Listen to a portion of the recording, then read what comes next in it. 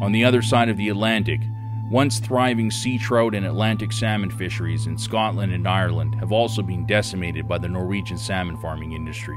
Anyone who's been to Ireland, who's familiar with some of the most magnificent fly fishing rivers in the world, and they go in from Killary Harbour into Connemara, some magnificent terrain. All of those rivers have been decimated. Despite a perpetual injunction by the High Court and a subsequent appeals body ruling to prevent salmon farming activities near Duanmore in County Donegal, Marine Harvest Ireland continues to pressure officials to open this location to their salmon farming operations. They continue to come. They still want to be there. They will not listen to the courts.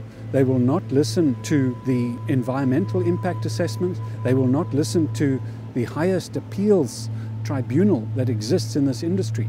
So what will they listen to? We hardly catch a sea trout now.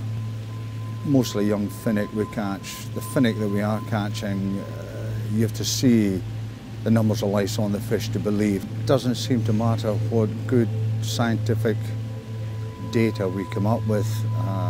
The salmon industry are still in denial. In Scotland, Cermaq subsidiary Mainstream announced it was vacating 4 Scottish fish farms in Shetland due to sea lice infestation earlier this year.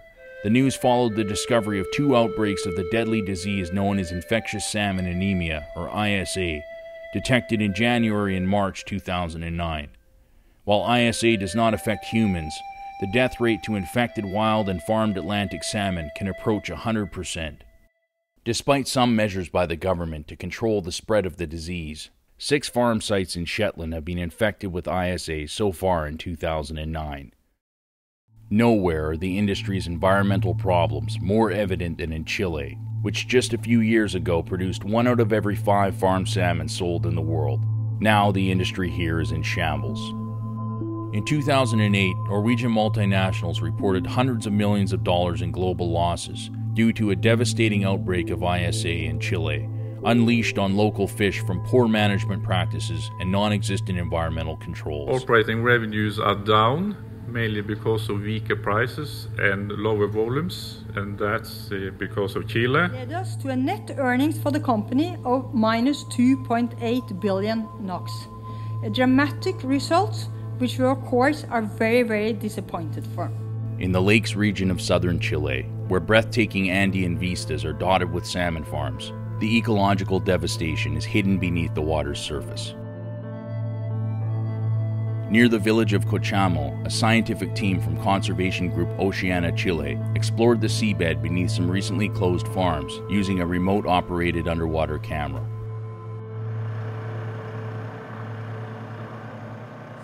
It's only some mud with very few life because the typical animals cannot stand the still low oxygen conditions, and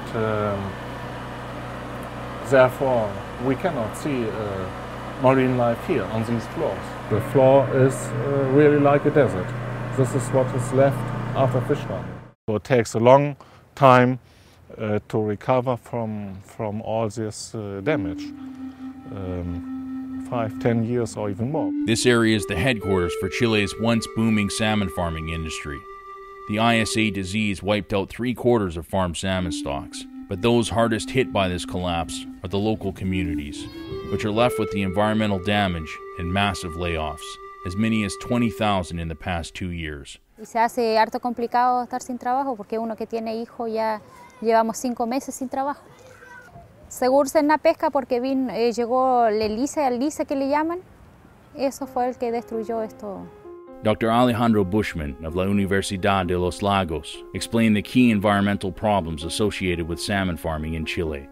We have problems that maybe are connections with algal blooms that also are connected with excess nitrogen in the water. There is issues about the use of antibiotics, the use of anti-fouling and copper paintings now to reduce fouling organisms. The nonprofit group Oceana Chile recently obtained data from the Chilean Ministry of Economy confirming the excessive use of antibiotics in Chilean farmed salmon. According to the minister's report, Chilean farming operations used almost 600 times more antibiotics than the larger operations in Norway. Not only big salmon farms, but also in many sites, very crowded number of farms using the same water bodies. So if a disease started to appear, viruses or any pathogens, also sea lices, can be transported, can be contaminating other farms. So the spreading of diseases become a big issue. I really hope that we have learned the lesson in Chile that the environment is not infinite. We cannot just increase production without taking account the vulnerability that coastal system has. This shellfish diver from the island of Chiloé has been dealing with pollution from nearby salmon farms for years.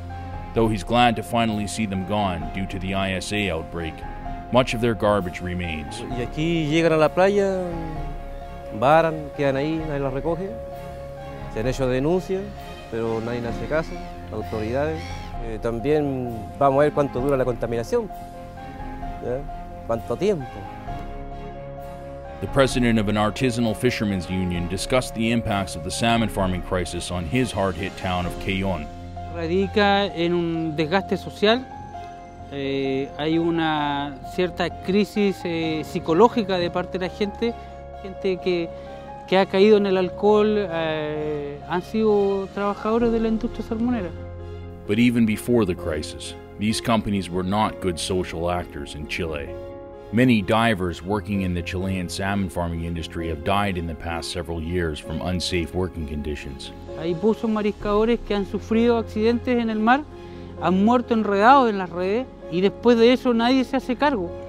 Y nosotros como organizaciones sindicales tenemos que ir en apoyo de esa gente, comprarle las urnas cuando la gente muere, ayudarlos después a conseguirle sillas de ruedas, a conseguirle terapia.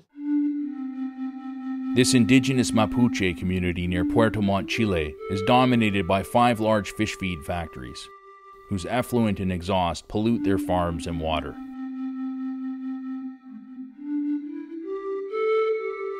Many of these farms and factories now sit abandoned and dismantled on the foreshores and beaches of the region.